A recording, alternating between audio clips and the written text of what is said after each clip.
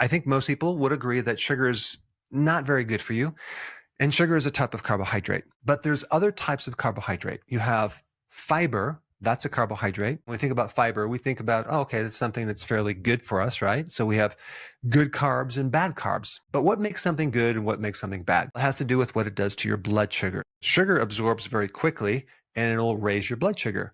And fiber doesn't. We're going to get into that a little bit. I'm excited to tell you that I have a brand new product that's released. It's my magnesium powder. And the reason why I like magnesium powder is because I don't like taking 4 to 5 capsules of magnesium versus just 1 scoop of this magnesium powder, mix it in water, slug it down. We just got this in. Last night I tried it. I slept like a baby. And the form of this is called magnesium glycinate. The glycinate part helps calm you down and will actually enhance your sleep. And this form is absorbed at like 80% where other forms are absorbed 3 to 4%. There's 3 things about magnesium. Number 1, most people are deficient. Number 2, it's very difficult to test if you're deficient. And number 3, magnesium is involved in thousands of different things on the body that go way beyond just decreasing stress, relaxation, and better sleep. And as a one-time special offer, you'll get 20% off this product if you order it within the next 5 days. Simply click on the product icon in the left lower corner of this video, and the discount will automatically be applied to your purchase. But more importantly, it's understanding what the third carbohydrate is. We have sugar, we have fiber, and then we have what's left. So I'm going to give you a hint. See if you can figure it out. We take a look at this product right here. This has a lot of carbohydrates, not a lot of fiber, no sugar at all. Then we have chips, a lot of carbohydrate, not very much fiber, and basically no sugar. Here's one with high carbohydrates, a little bit of fiber, but no sugar. You ever see these right here? A lot of carbohydrate, no sugar. Instant potatoes, a lot of carbohydrate, no sugar. But here's the biggest hint.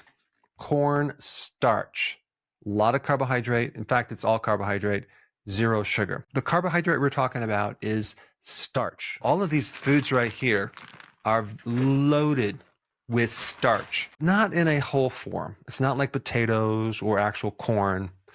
We're dealing with something very highly processed. When you ultra process a starch, okay, like corn, for example, this starch no longer resembles the original food it came from. You could pretty much call this a synthetic starch, okay? It's highly manipulated. What you need to know about fiber and starch, both being similar, a chain of glucose molecules, is this. The bonds that connect these sugars together are very, very different. In fiber, they're extremely strong, and this is why you can't break them down. We as humans don't have the enzyme to break down certain fibers. Therefore, it doesn't get absorbed as sugar. And what's really fascinating about this is how certain starches affect your blood sugar. The first thing that's bad about starches, I'm talking about ultra-fine starches, is that a lot of these have the potential to spike your blood sugars more than sugar. An average American consumes over 50% of their calories being ultra-processed food calories. We create this massive spike of blood sugar, and we do it repetitively, day in and day out. At first, our body can handle it to some degree. Maybe we're younger and we can burn off some of this energy, but as we get older, we don't burn off the energy. Some of it gets stored as stored sugar in our liver. That's called glycogen. Then it gets converted over into fat. There's going to be a point where the fat cell itself is filled up. It had enough.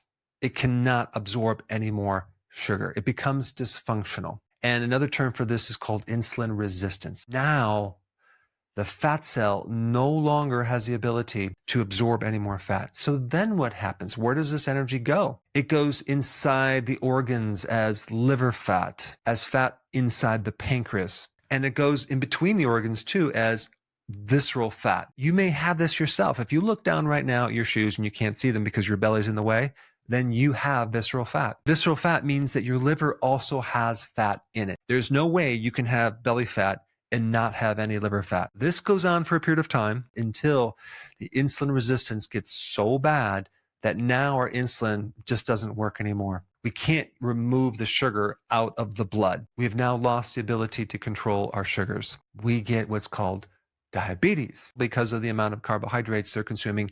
And I'm not talking about the carbohydrates from vegetables and things like that, even fruit. I'm talking about the ultra-processed, refined carbohydrates, specifically starch. People are so much against sugar, but they don't really know this other hidden sugar in starch that's creating even more damage than sugar. And now you're starting to get an idea of what starch really is. Don't worry, it gets worse. If you're going on the ketogenic diet, for example, right, the big thing is to keep your carbohydrates below 50 grams. Many times within the ketogenic diet, no one's really talking about what type of carbohydrates you should keep below 50 grams. And I want to mention another point about starches. Starches are hidden sugars, but they're not classified as sugars. In fact, sometimes certain foods are advertised as sugar-free when in fact they're just loaded with this hidden sugar. The other problem with these, we'll call them synthetic starches, there's no protein, there's no fat, and there's definitely no fiber. Protein, fat, and fiber are the things that help buffer this spike in blood sugar. And when we're consuming so much of this right here, we don't have any buffer for our blood sugar. And so what I'm trying to tell you is that you're depleting your body in a major way when you consume that much starch. As you may or may not know, vitamin D is so important for so many things. Vitamin D would be depleted by consuming these types of foods. You're going to get a lot of inflammation. And the more inflammation you have, the less vitamin D can actually work in your cells. And vitamin B1 is like the spark plug that allows you to burn those carbohydrates. So now we can't make energy. You're going to get tired without B1, and you're going to deplete zinc. And the other thing that these, we'll call them synthetic starches, do is they tend to feed more of the pathogenic bad microbes more than the good bacteria. Your good bacteria want fiber. They can live on sugar, but they prefer the fiber. But your pathogens love these starches. They can just thrive on them. They basically ferment them more than the good bacteria, because a lot of this food is broken down so fast and absorbed very high up in your small intestine. It doesn't slowly break down and end up in the large colon too much because it's highly processed. You end up breeding or growing the unfriendly microbes in the small intestine. And this is called SIBO, small intestinal bacterial overgrowth. 50% of the population has that. The breads, the pasta, the cereal, the crackers, the biscuits, the waffles, the pancakes contain synthetic starches, which are actually way worse than sugar. But they contain sometimes whole grains, and they're considered heart healthy, which is a totally bunch of BS. But now let's talk about something even more interesting. Why are they putting all of this cornstarch, the food starch, the modified cornstarch? What is the purpose of this in our food? This is going to shock you. The purpose of the modified food corn starch in food is to thicken things. That's why they put it in there. Just to thicken things? Another reason is a carrier, to be able to kind of like mix flavorings and sweeteners. It's like a delivery system. When we get into maltodextrin, the purpose is basically a filler. You mean to tell me that they're putting something very dangerous, worse than sugar, in our food just to be a filler? Something that they can actually make profit on, that they can then classify as sugar-free because it's classified as and I'm not kidding, a complex carbohydrate. The last purpose of maltodextrin is an energy source. Put it in certain type of protein powders or the muscle mass powders, where they're literally one serving is over 1,000 calories and 80% of that is maltodextrin. I mean, this is like creating such trauma, such overwhelming shock to your mitochondria and your cells so fast in your body when you consume this. I wanted to gain weight at some point, and so I started doing those protein powders, and it was filled with maltodextrin.